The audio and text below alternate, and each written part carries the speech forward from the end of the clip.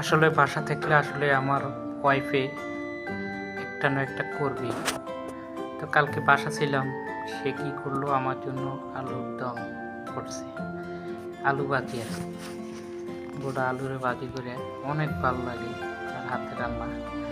যদি একবার খাওয়াতে পারতাম আমার দর্শকদের, অনেক সুন্দর করে ও করে আমার জন্য। বাসা থাকলে একটা না একটা করবেই সে। কালকে আলু